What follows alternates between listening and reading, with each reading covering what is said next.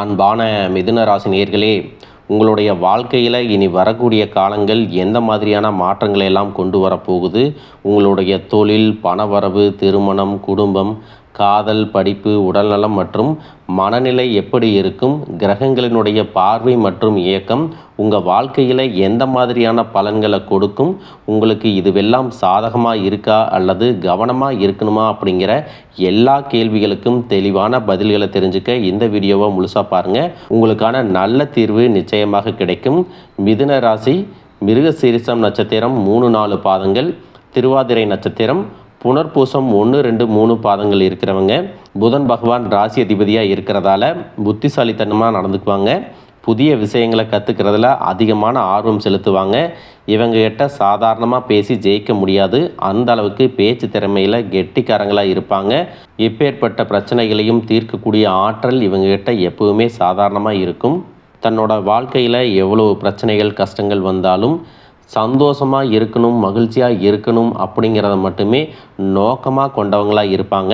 இப்படி சிறப்பான குணங்கள் இருக்கக்கூடிய மிதுன ராசிக்காரங்களுக்கு கிரக நிலைகள் எப்படி இருக்குது அப்படின்னு பார்த்தீங்கன்னா, ராசி ஸ்தானத்தில் குருவும், சகோதர ஸ்தானத்தில் கேதுவும், பாக்கியஸ்தானத்தில் ராகுவும், தொழில் ஸ்தானத்தில் செவ்வாய், சனி, புதனும் சேர்ந்து இருக்காங்க. லாபஸ்தானத்தில் சூரியனும், போகஸ்தானத்தில் சுக்கிரனும் இருக்கிறதால உங்களுக்கு நீங்கள் எந்த விஷயத்தை செஞ்சாலும் அதில் முழுமையான ஈடுபாடு இல்லாத மாதிரியான ஒரு மனநிலை உருவாகும். அந்த மாதிரியான மனநிலை வரும் பொழுது உங்களோட எதிர்காலத்தை ஒரு நிமிஷம் நினச்சி பார்த்துட்டு 100% ஈடுபாட்டோட அதை நீங்கள் செய்யணும். மற்றவங்களுக்கு வாக்குறுதிகளை கொடுக்கும் பொழுது சூழ்நிலையை அறிஞ்சு செயல்படணும். வேலை செய்யக்கூடிய இடத்துல எப்பவுமே உங்களுக்கு நிதானம் அவசியம். மற்றவங்களுடைய தனிப்பட்ட விஷயங்களில் தேவையில்லாமல் தலையிடக்கூடாது. நம்மளுடைய விஷயங்கள்லையும் மூன்றாவது ஒரு நபரின் தலையிட நீங்கள் எப்பவுமே அனுமதிக்கக்கூடாது.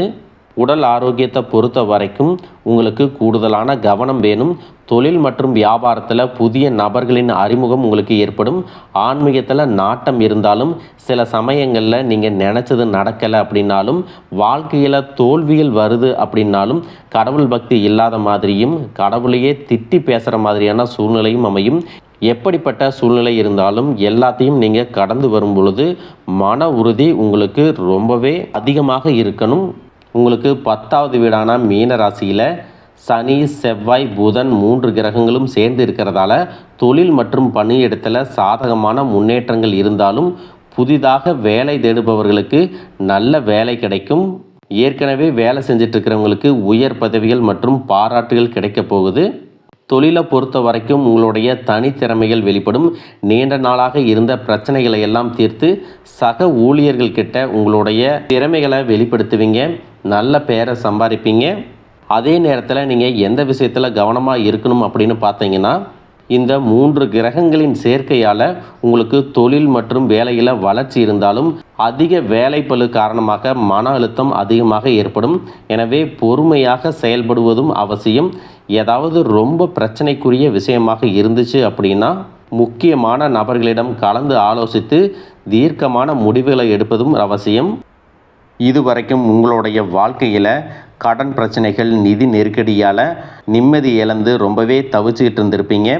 குடும்ப உறவுகள் மற்றும் நண்பர்களோடு சின்ன சின்ன மனக்கசப்புகள் ஏற்பட்டு பிரிஞ்சு போயிருக்கிறதும், தொழில் மற்றும் வியாபாரத்தில் ஏற்பட்ட நஷ்டம் காரணமாக மன அழுத்தம் இருக்கிறதும், நீங்கள் எந்த ஒரு நல்ல விஷயத்தை செய்யணும் அப்படின்னு நினைக்கும் போதெல்லாம் அதில் ஏதாவது ஒரு தடைகள் ஏற்பட்டு நம்மளுடைய வாழ்க்கை எப்போ நல்லபடியாக மாறும், நல்லது எப்போ நடக்கும் அப்படின்னு ரொம்பவே எதிர்பார்த்து காத்துட்டு இருந்திருப்பீங்க. நீங்கள் என்னதான் நல்ல விஷயங்களை நினைச்சாலும், நல்லதையே மற்றவங்களுக்கு செஞ்சாலும் உங்களுக்கு தொடர்ச்சியாக கஷ்டங்களும் பிரச்சனைகளும் மாறி மாறி வந்துட்டு தான் இருக்குது. அதையெல்லாம் மறந்து தான் உண்டு, தான் வேலையுண்டு அப்படின்னு இருந்தாலும் மனசுக்குள்ளே ஏதோ ஒரு கவலை, ஏதோ ஒரு குழப்பம் உங்களை அதிகமாக யோசிக்க வச்சிட்ருக்கும். யாராவது என்னுடைய குழப்பங்களுக்கு பதில் சொல்ல மாட்டாங்களா, நல்ல தீர்வு சொல்ல மாட்டாங்களா, கடைசிக்கு என்னுடைய கஷ்டங்களை காது கொடுத்து கேட்க மாட்டாங்களா, ஆறுதலாக 4 நல்ல வார்த்தை பேசிட மாட்டாங்களா, என்னை உண்மையாக நேசிக்க மாட்டாங்களா, எதிர்பார்ப்பு இல்லாமல் என்கிட்ட பழக மாட்டாங்களா அப்படின்னு தான் நீங்கள் ஆதங்கப்படுறீங்க. இப்படி நினைக்கக்கூடிய உங்ககிட்ட நான் சொல்லக்கூடிய ஒரே ஒரு விஷயம், உங்களுடைய வாழ்க்கையில் உங்களுக்கு பிரச்சனைகள் இருக்குது, கஷ்டங்கள் வருது அப்படின்னா நீங்கள் நிறைய பாவங்கள் பண்ணிட்டீங்க அப்படின்னு அர்த்தம் இல்லை. நீங்கள் தவறான நபர் அப்படின்னும் அர்த்தம் இல்லை. இந்த வாழ்க்கை உங்களுக்கு சில பாடங்களை கற்றுக் கொடுக்குது அப்படிங்கிறத நீங்கள் உணர்ந்துக்க வேண்டிய காலம். சாதாரணமாக எல்லாரும் சொல்லலாம், நல்லது செஞ்சால் இங்கே காலம் இல்லை அப்படின்னு நினைப்பாங்க. நாம் நல்ல விஷயத்தை எப்போ செஞ்சாலும் அதற்கான பலன்கள் உடனே கிடைக்கலைனாலும் அது காலதாமதமாகத்தான் கிடைக்கும் அப்படிங்கிறத நீங்கள் புரிஞ்சுக்கணும். இப்போ வரைக்கும் நீங்கள் எப்படிப்பட்ட கஷ்டமான சூழ்நிலையில் இருந்தாலும் சரி, அதுவெல்லாம் நிரந்தரம் கிடையாது. உங்கள் வாழ்க்கை இன்னும் முடிஞ்சிடலை அப்படிங்கிறத நீங்கள் ஞாபகத்தில் வச்சுக்கணும். இப்போ உங்கள் வாழ்க்கையில் இருக்கக்கூடிய கடன் பிரச்சனையோ, கணவன் மனைவி பிரிவோ, அல்லது காதல் தோல்வியோ, அல்லது வேலை இல்லாமல் கஷ்டப்படுறதோ, இது மாதிரி உங்கள் வாழ்க்கையில் உங்களை சுற்றி நடக்கக்கூடிய எல்லா விஷயங்களும் உங்களை அழிக்கிறதுக்காக வரல, உங்களை மாற்றுறதுக்காக வந்திருக்கு. ஒரு புதுவிதமான வாழ்க்கையை எதிர்காலத்தில் நீங்கள் வாழ போகிறீங்க. அதுக்கான ஒரு அடித்தளமாக தான் இதை நீங்கள் எடுத்துக்கணும். சிலருக்கு பார்த்தீங்கன்னா இந்த பிரச்சனையெல்லாம் கொஞ்ச நாளாக இருந்தால் பரவாயில்ல, ரொம்ப வருஷமாக இப்படித்தான் போயிட்டுருக்கு, எனக்கு சுத்தமாக நிம்மதியே இல்லை, என் குடும்பத்தில் சந்தோஷம் இல்லை, என்னை எல்லோரும் ஏமாத்துறாங்க, எப்பவும் நான் மற்றவங்களுக்காக வாழ்கிற மாதிரியே இருக்குது, எனக்கு பிடிச்ச சின்ன சின்ன ஆசைகளை கூட என்னால் நிறைவேற்றிக்க முடியலை. இதையெல்லாம் ஒரு நிமிஷம் நினச்சி பார்க்கும்போது, என்னடா இந்த வாழ்க்கை, ஓடிட்டே இருக்கிறோம், இதுவெல்லாம் எப்போ சரியாகும் அப்படிங்கிற கேள்விக்கு பதில் தெரியாமல் தான் இன்னமும் நீங்கள் ஓடிட்டுருக்கிறீங்க. சில பேர் தன்னுடைய படிப்புக்கு சம்மந்தமே இல்லாமல் குறைவான சம்பளத்தில் தன்னுடைய குடும்ப கஷ்டத்துக்காக ஏதாவது ஒரு வேலையை செஞ்சுட்டு இருந்திருப்பீங்க. உங்களுடைய மனசுக்கு பிடிச்ச மாதிரியான நல்ல வேலை அதிகமான சம்பளத்தோடு கிடைக்க போகுது. அதே நேரத்தில் அந்த வேலையில் சில சவால்களை எல்லாம் கடந்து வந்தீங்கன்னா சில மாதங்களுக்கு பிறகு உங்களுக்கு பதவி உயர்வும் கிடைக்க போகுது. தொழில் மற்றும் வியாபாரம் மூலமாக நஷ்டத்தை சந்தித்து கடனில் இருக்கிறவங்களுக்கும் உங்களுடைய புதிய யுக்திகள் மற்றும் புதிய முயற்சிகள் மூலமாக எல்லாவற்றிலும் இருந்து மீண்டு வருவீங்க. எதிர்பாராத நபர்கள் மூலமாக உங்களுக்கு உதவிகள் கிடைக்கும், நல்ல வேலையாட்கள் கிடைப்பாங்க, உங்களுடைய பொருளாதாரம் உயரப்போகுது. குடும்ப வாழ்க்கை இனிமையாக இருந்தாலும் குழந்தை பாக்கியம் இல்லை அப்படின்னு கோயிலுக்கும் ஹாஸ்பிட்டலுக்கும் மாறி மாறி போயிட்டு வந்திருப்பீங்க. சரியான புரிதலோட சரியான மருத்துவ சிகிச்சைகள் மற்றும் குலதெய்வத்திற்கு பொங்கல் வச்சு வழிபாடு செய்வது, ஆரோக்கியமான விஷயங்களை செய்கிறதன் மூலமாக இந்த வருடத்தின் இறுதிக்குள்ள நிச்சயமாக உங்களுக்கு குழந்தை பாக்கியம் கிடைப்பதற்கான வாய்ப்புகள் இருக்குது. அப்படி உங்களுக்கு கரு உருவாகக்கூடிய சூழ்நிலையில் நீண்ட தூர பயணங்களையும் அளவுக்கு அதிகமாக யோசிக்கிறதையும் முற்றிலுமாக நீங்கள் தவிர்க்கணும். இதை மட்டும் நீங்கள் சரியாக செஞ்சுட்டு வந்தீங்கன்னா அழகும் அறிவும் ஒன்றாக இருக்கக்கூடிய குழந்தை பிறக்கும். இது நாள் வரைக்கும் நீங்கள் என்னதான் பாசிட்டிவாக இருந்தாலும் உங்களுடைய மனசில் நெகட்டிவான எண்ணங்கள் வந்து எந்த ஒரு காரியத்தை செஞ்சாலும் அதில் உங்களுக்கு முழு திருப்தி இல்லாத மனநிலை இருந்திருக்கும். அதனாலேயே உங்களுக்கு மனதளவில் பல சோதனைகள் எல்லாமே வந்திருக்கும். உங்களுடைய கடின உழைப்பால் உங்களுக்கு வருமானம் அதிகமாக வரக்கூடிய சூழ்நிலை இருந்தாலும் வருமானத்தையும் மீறி அதிகமாக கடன் வாங்கி செலவு செய்யக்கூடிய சூழ்நிலைகளும் வந்திருக்கும். சில இடங்களில் மற்றவங்களுக்கு கடனாக பணத்தை கொடுத்துட்டு அதை திரும்ப வாங்க முடியாமல் ரொம்பவே மன உளைச்சலுக்கு ஆளாகி இருப்பீங்க. இதனாலேயே குடும்பத்திலையும் சரி தொழிலையும் சரி உங்களுக்கு நிம்மதி இருக்காது. உடல் ஆரோக்கியத்தை பொறுத்த வரைக்கும் 50 வயசுக்கு மேலே இருக்கிறவங்க ஏதாவது உடல் பிரச்சனை காரணமாக மருந்து மாத்திரைகளை அதிகமாக சாப்பிடுவீங்க. ஆனால் அது குணமடையாமல் தொடர்ந்து பிரச்சனைகளை கொடுத்துட்டே இருந்திருக்கும். இனி வரக்கூடிய கிரகநிலைகள் காரணமாக மருந்துகளோடு இயற்கையான உணவு முறைகளையும் நீங்கள் எடுத்துக்கிட்டிங்கன்னா உங்களுடைய உடல் வலுப்பெறும். எல்லா விதமான துன்பங்கள்லேருந்தும் நீங்கள் மீண்டு வர போகிறீங்க.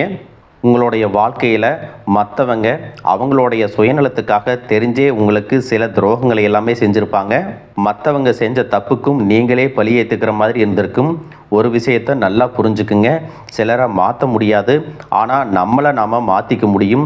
உங்களுடைய வாழ்க்கையில் ஒவ்வொரு நிலையிலையும் ஒவ்வொரு நாளும் ஒவ்வொரு செயலுக்கும் ஒவ்வொருத்தருடைய விமர்சனத்துக்கும் பதில் கொடுத்துட்டு இருக்க முடியாது. இயற்கைக்கும் கடவுளுக்கும் நம்மளுடைய மனசாட்சிக்கும் உண்மையாக இருந்து யாரோட மனசையும் புண்படுத்தாமல் நாம் அடுத்த நிலையை நோக்கி போயிட்டே இருக்கணும்.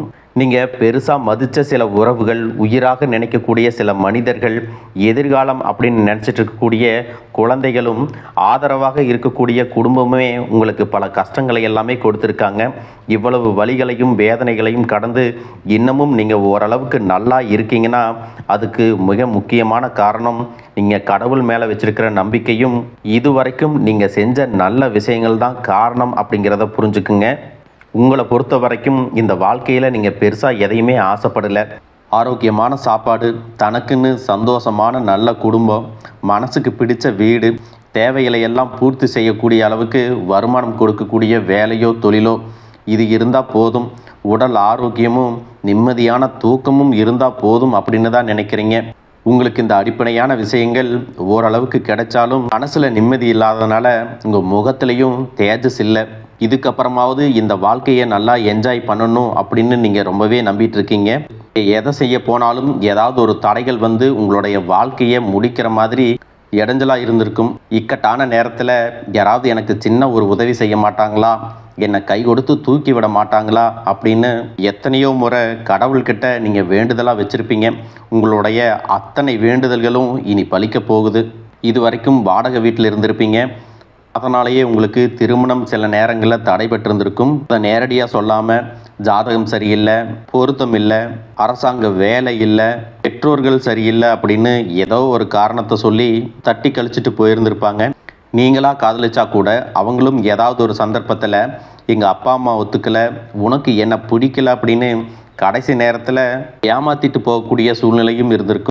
இனி வரக்கூடிய காலங்களில் உங்களுக்கு நல்ல வேலை வாய்ப்பு அமையும் பொழுது அந்த இடத்துல உங்களுடைய திறமைகளுக்கு மதிப்பு கொடுப்பாங்க.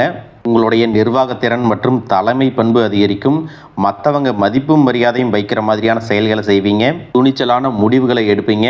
இது வரைக்கும் பொது இடங்களில் நல்ல விஷயங்களை செய்கிறதுக்கு கொஞ்சம் தயங்கி நின்று இருப்பீங்க. ஆனால் அப்புறமாக நீங்கள் துணிஞ்சு செய்ய போகிறீங்க. இதன் காரணமாக உங்களுக்கு போட்டியாளர்கள் யாருமே இருக்க மாட்டாங்க, எதிரிகள் யாரும் குறுக்க வர மாட்டாங்க. உங்களுடைய முன்னேற்றத்தை தடுத்து நிறுத்த இங்கே யாரும் இருக்க மாட்டாங்க. புதனும் சுக்கிரனும் உங்களுடைய பேச்சு திறமைக்கு காரணமாக இருக்க போகிறாங்க. இது வரைக்கும் நீங்கள் பேசின பேச்சை விட இனி எல்லார்கிட்டையும் நம்பிக்கையோடு பேச போகிறீங்க. உங்களுடைய பேச்சில் ஒரு காந்த சக்தி இருக்க போகுது. புத்திசாலித்தனமான முடிவுகளை எடுப்பீங்க. உங்களுடைய நண்பர்கள் வட்டம் விரிவாக போகுது. குடும்பத்தில் நெருங்கிய உறவுகள் மரணத்தால் மன வலிமையை இழந்து ரொம்பவே கஷ்டப்பட்டிருந்திருப்பீங்க.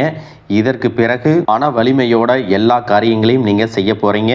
2026 நடக்கக்கூடிய குரு பெயர்ச்சிக்கு பிறகு உங்களுக்கு நல்ல வாழ்க்கை துணை அமைய போகிறாங்க. அதுவும் கை நிறைய சம்பளம் வாங்கக்கூடிய அழகான வாழ்க்கை துணை அமைவாங்க. உங்களுடைய 2 பேருடைய வருமானமும் உங்கள் குடும்ப பொருளாதார சூழ்நிலையை உயர்த்த போகுது. திருமணம் முடிஞ்சதுக்கு அப்புறம் புதிதாக உங்களுக்கு சொந்த வீடு, வாகனம் எல்லாமே சாத்தியமாகும். வெகு விரைவிலேயே நீங்கள் நினைச்ச மாதிரியான வாழ்க்கையை நீங்கள் வாழ போகிறீங்க. நீண்ட காலமாக உங்கள் குடும்பத்தில் வாழ்க்கை துணையின் உறவுகள் மூலமாக நிறைய பிரச்சனைகள் எல்லாமே சந்திச்சுட்டு வந்துட்டுருப்பீங்க. நீண்ட காலமாக உங்களுக்கு பிரச்சனைகளை கொடுத்து கொண்டு வந்த உங்களுடைய வாழ்க்கை துணையின் உறவுகள் உங்களை விட்டு விலகி இருக்க போகிறாங்க. அவங்க செஞ்ச பாவங்களுக்கும் மனசாட்சி இல்லாமல் நடந்துக்கிட்டதுக்கும் சரியான தண்டனை கிடைக்க போகுது. இதற்கு பிறகு குற்ற உணர்ச்சியால் அவங்களே உங்ககிட்ட மன்னிப்பும் கேட்க போகிறாங்க. இந்த மாதிரி உங்கள் வாழ்க்கையில் நல்ல விஷயங்கள் நடக்கும் பொழுது உங்களுடைய நல்ல பெயரை கெடுக்கிறதுக்கும் உங்களுக்கு அவமானத்தை ஏற்படுத்தணும் அப்படிங்கிறதுக்காகவும் சில மனிதர்கள் எந்த எல்லைக்கும் போய் தவறான விஷயங்களை செய்வாங்க. அதனால் உங்களுக்கு அறிமுகம் இல்லாத ஆண்கள் மற்றும் பெண்கள் கிட்ட பேசும்போதும் பழகும்போதும் உங்களுடைய வார்த்தைகளில் நீங்கள் கவனமாக இருக்கணும். சனிக்கிழமைகளில் சனி வழிபாடு செய்கிறதும் பிரதோஷ நாட்களில் சிவனை வழிபாடு செய்கிறதும் உங்களுக்கு சிறப்பான பலன்களை கொடுக்கும். இதுவரைக்கும் நீங்கள் எதையாவது வேண்டுதல் வச்சுட்டு நிறைவேற்றாமல் இருந்தீங்க அப்படின்னா அந்த வேண்டுதல்களை நிறைவேற்றுங்க. உங்கள் வாழ்க்கையில் இனி எந்த விஷயத்துக்கும் தடைகள் அப்படிங்கிறது இருக்காது. எல்லாம் நல்லபடியாக அமையும். தன்னம்பிக்கையோடவும் தைரியத்தோடவும் ஒவ்வொரு அடியையும் எடுத்து வைங்க. ஜெயிக்க போகிறீங்க. அதை யாராலையும் தடுத்து நிறுத்த முடியாது. உங்களுக்கு நல்லதே நடக்கும். வாழ்க வளமுடன், வாழ்க பல்லாண்டு.